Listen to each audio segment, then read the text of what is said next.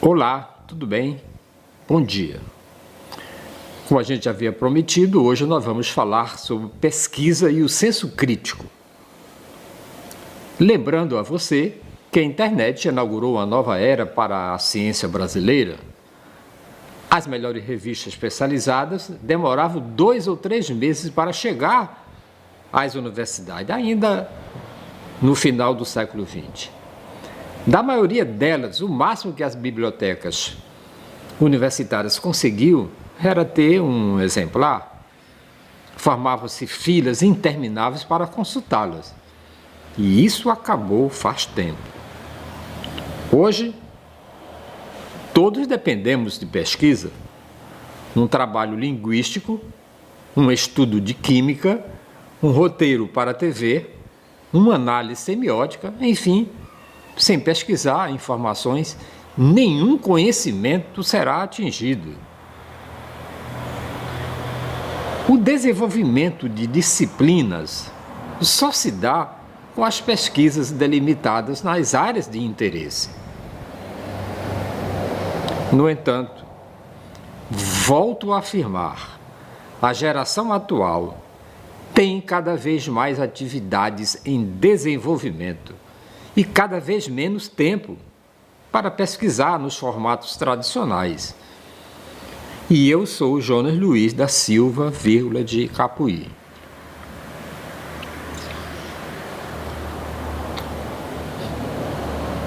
Eu vou tentar ser um pouco mais claro, utilizando-me de um exemplo. Um aluno, no caso eu, precisava realizar um trabalho em uma disciplina e o objetivo, neste exemplo, é conhecer a linha de pensamento de diversos autores sobre semiótica e vários textos que deveriam ser lidos para que as minhas informações pudessem ser cruzadas e, finalmente, o meu trabalho fosse redigido. E no processo de pesquisa, eu encontrei dificuldades em compreender determinados termos, alguns em língua estrangeira, outros na nossa língua, porém poucos conhecidos. O que é mais importante, o aluno conhecer o significado dos termos ou saber procurar no dicionário? Na minha época, na época que eu fiz a pesquisa, aí lá vou eu atrás do dicionário tradicional. Um certo tempo, até desfolhar as páginas por página, até localizar a palavra pretendida e ler o seu significado e correlacionar os significados possíveis com a semântica do texto. Mas se eu tivesse disponível um dicionário eletrônico via computador, ele não levaria mais do que alguns segundos e ter o significado na tela, não é isso? Então, o tempo que o aluno economizou para efetuar a pesquisa do dicionário eletrônico em relação ao dicionário tradicional foi melhor aplicado na compreensão do texto que o objeto principal de sua pesquisa. Ao consultar essa enciclopédia, que também é do meu tempo, o formato era o mesmo. Procurar por assunto, localizar o volume certo, desfolhar inúmeras páginas até encontrar o conteúdo informativo desejado. Então, por que não utilizasse já naquela época, na década de 80, cada vez mais acessível, com a queda dos preços, que era o famoso CD-ROM, e de interesse, e em segundos a informação era apresentada. E ao digitar o trabalho, o que é mais importante, o conteúdo ou a digitação? Obviamente que é o conteúdo. Ora, por que não utilizar então os processadores de textos que colaboram na formatação do texto, na correção de digitações incorretas, que facilita hoje imensamente quem escreve? tudo isso gera economia de tempo no processo de datilografar, olha aí a palavra, de um passado que parece tão distante e que permite mais tempo de pensar para avaliar melhor o conteúdo, para encadear melhor as ideias.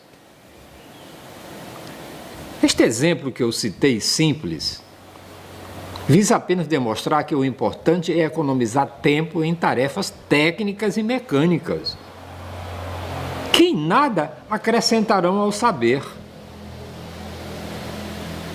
Acessar a informação com mais agilidade vai, inclusive, colaborar para que não haja dispersão dos objetivos durante o processo de busca de outras informações básicas que são subsídios informativos do saber para elencar o raciocínio de uma pesquisa.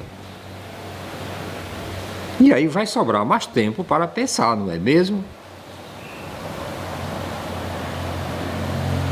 Olha, você lembra? Não faz tempo que o CD-ROM era um exemplo já em uso na medicina, e tinha coleções imensas que continham as pesquisas médicas dos últimos 15 anos do século passado, onde foram condensadas as publicações de todo mundo. Me lembro muito bem disso. E que qualquer médico podia acessar em segundos. Antes desta coleção, o médico pesquisador dependia de respostas fornecidas pela Organização Mundial da Saúde, OMS, e demoravam até 6 meses para retornar as informações consultadas pelo médico. Aí surge a internet, com a sua rapidez, os pesquisadores não precisam mais interromper suas pesquisas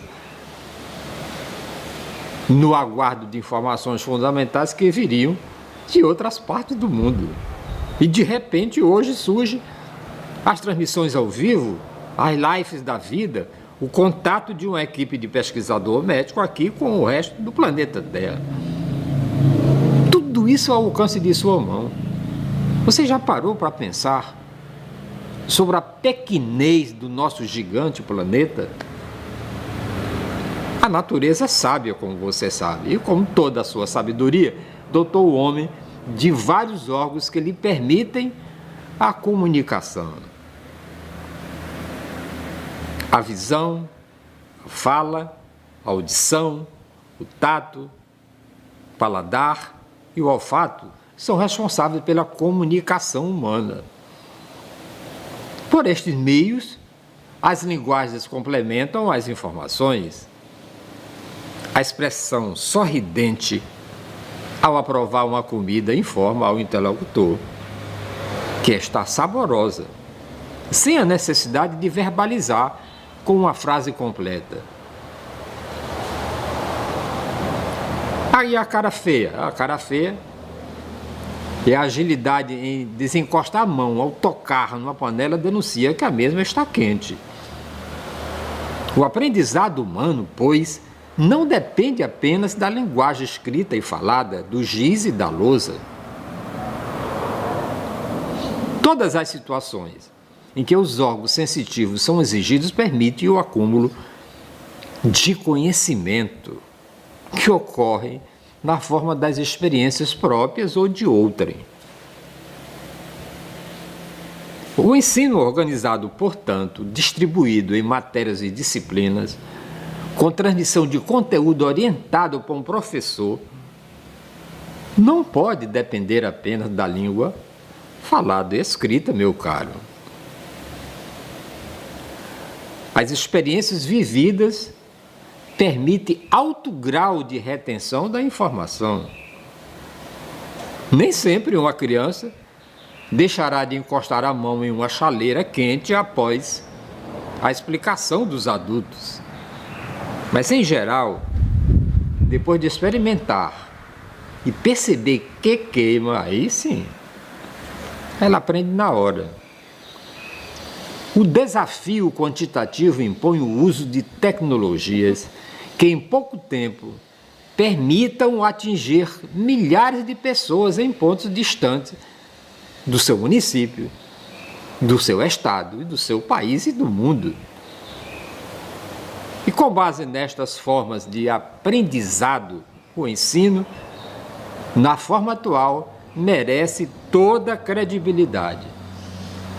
Se somarmos a ele os recursos atuais que permitem reforço externo, despertando o querer aprender no aluno, com certeza a retenção da informação será mais eficaz e o tempo necessário para a apreensão do conhecimento será melhor aproveitado.